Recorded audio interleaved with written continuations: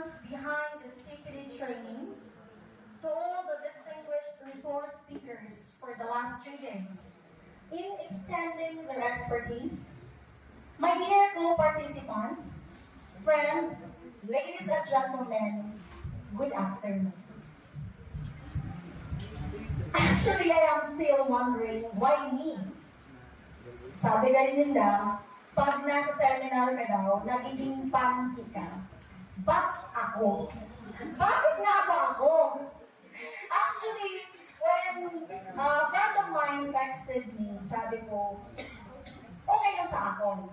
But the question is, okay lang ba na ako? Ang magkatag or ang mag-accept sa challenge. But, because, I am into several seminars and I actually witnessed accepting challenges done by someone who is higher in position. But maybe this is the right time for us, for some of us, who are still in teacher one for quite some time, to go out in our comfort zone and seek for a professional growth. Days from now, we will be facing our students again. Back to normal, sabi yan. But not as normal as what we used to be. Because this time, we are equipped and loaded with all the learnings we gained from this training.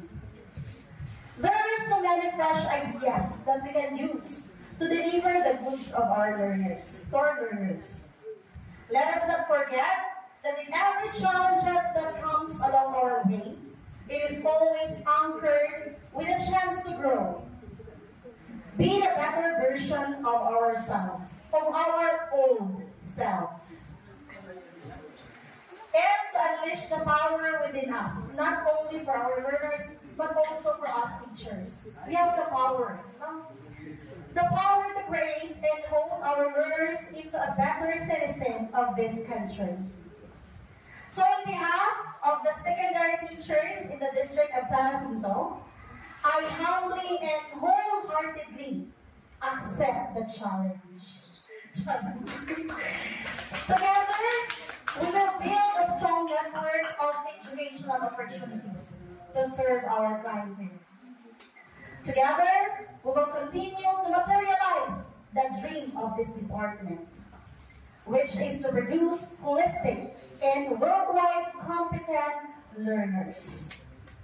Before I end this talk, may I request every participant, to face their seatmate. Di na tawagin ko, just face your seatmate. Maybe the left or your right side. Then,